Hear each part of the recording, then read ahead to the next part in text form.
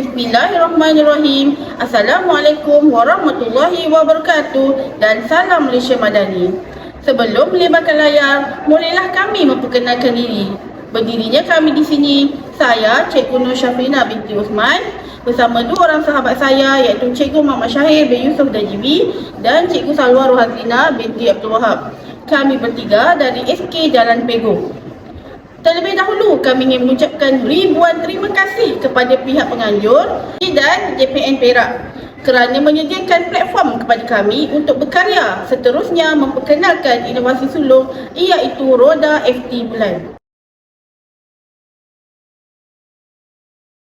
Bertepatan dengan 7 teras utama pendidikan yang mana menyatakan bahawa dalam teras ke-7 implementasi peningkatan upayaan pendidikan digital di sekolah yang disampaikan oleh YB Fadlina Siddiq sendiri iaitu Menteri Pendidikan Malaysia. Begitu koheren kami dapat kaitkan di sini di mana aspirasi revolusi industri IR 4.0 dalam ucapan yang disampaikan sempena Kolokium Pendidikan Revolusi Industri 4.0 pada tahun 2019 juga menekankan pembangunan digital di peringkat sekolah. Justru itu relevan untuk kami melebarkan sayap aspirasi ini dalam integrasi inovasi kami iaitu Roda FT Bulan yang mengintegrasikan pembelajaran konvensional kepada pembelajaran melalui pendekatan teknologi dan visual ruang berdasarkan teori kecerdasan pelbagai. Objektif kajian pula, hal ini terkandung dalam 3 komponen utama yang terkandung dalam standard kurikulum sekolah rendah KSSR iaitu semakan bagi tahun 2017 dalam topik bagi unit 9 yang mana secara spesifiknya pada elemen 9.1.3 di mana murid perlu mengetahui nama fasa bulan iaitu peralihan tarikh takwim kamari dan juga peralihan fasa bulan tersebut. 9.1.4 ialah berkaitan dengan penerapan TMK di dalam menyampaikan elemen ini di dalam kelas. Berdasarkan isu yang timbul, maka kami mengambil inisiatif untuk menghasilkan intervensi yang bersesuaian supaya masalah ini dapat diatasi dengan cara yang lebih efisien. Menurut teori Jean Piaget yang mengetengahkan elemen kognitif dalam pembinaan alas pengetahuan di mana kami memilih sampel murid tahun 5 iaitu Bintara 7 hingga 11 tahun bersesuaian dengan peringkat operasi konkret yang mana menggariskan keupayaan kanak-kanak di usia ini membuat perkaitan logik dan sudah mula boleh membuat inquiry. Dengan itu bertepatan juga dengan teori behavioris yang disampaikan oleh Skinner di mana Skinner memperkenalkan pelaziman operan dalam membangunkan minat iaitu keseronokan belajar, motivasi intrinsik dan juga motivasi ekstrinsik di mana pembelajaran kepada yang mudah kepada pembelajaran yang lebih kompleks. Target objektif yang kedua kami nyatakan di sini adalah mengetengahkan elemen PAK 21 iaitu didik hibur, keseronokan dan juga percambahan minat murid terhadap topik kajian. Tajuk Roda FT Bulan ini terbahagi kepada 3 indikator utama iaitu analogi roda dengan bentuk sfera bulan di mana pengetahuan sedia ada murid kognitif murid tahu bahawa bulan berbentuk sfera. Bagi FT pula, kami mengetengahkan mnemonic akronim yang membawa maksud F ialah fasa manakala T bermaksud takwim kamari. Tidak lari daripada teori Jean Piaget tadi dalam peringkat operasi konkret yang mana pada usia ini murid lebih bersifat ingin tahu, inquiry.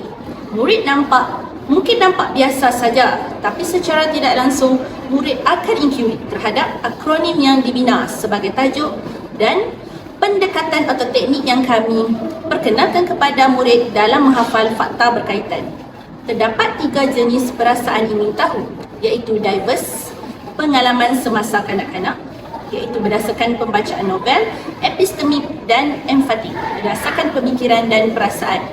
Tetapi kami memilih epistemik kerana ia lebih berkait rafat dengan sifat ingin tahu dalam pembelajaran dan memahamkan sesuatu perkara. Pada hari ini, kami akan membentangkan inovasi Roda FT Bulan.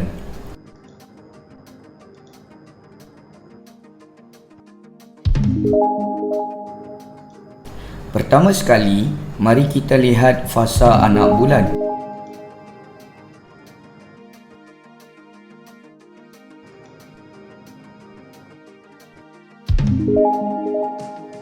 Anak bulan yang kedua iaitu bulan sabit.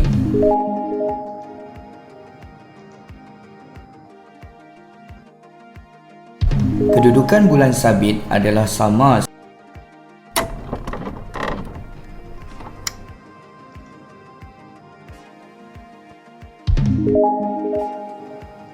Fasa anak bulan yang ketiga ialah bulan separa. Sama juga seperti fasa bulan sabit, kedudukan bulan separa adalah sama.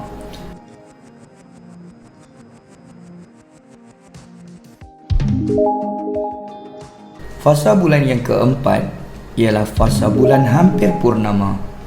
Kedudukannya adalah sama seperti dalam animasi di atas.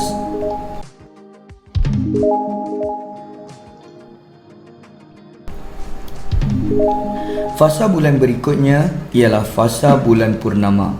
Justru itu, terdapat 5 nama bagi fasa-fasa bulan.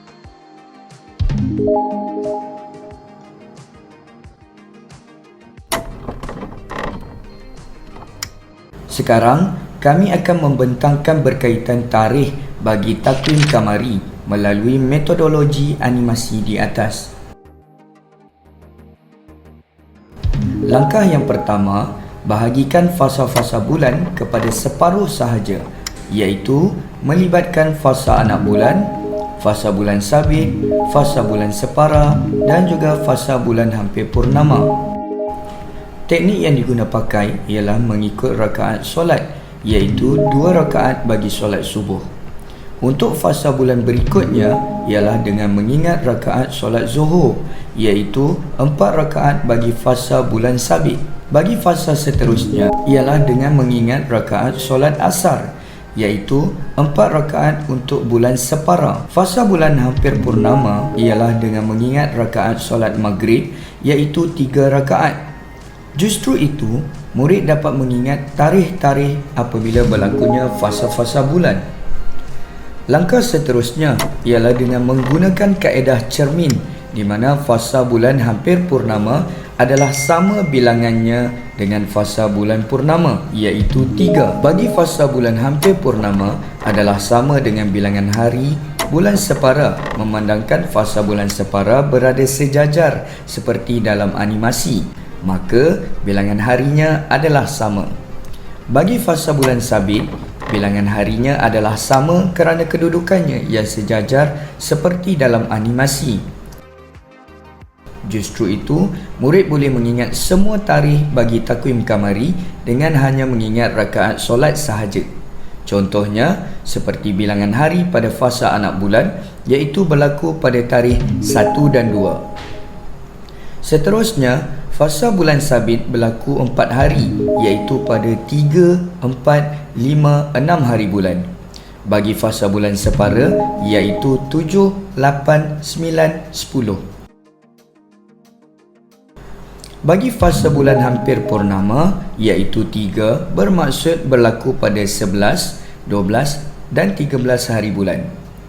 Bagi fasa bulan purnama, iaitu 3, bermaksud berlaku pada 14, 15 dan 16 hari bulan. Hal ini juga akan berlaku pada tarikh-tarikh bagi fasa bulan baharu sehingga kembali kepada fasa anak bulan. Jumlah keseluruhan takwim kamari ialah bersamaan tarikh-tarikh fasa bulan, iaitu 30 hari.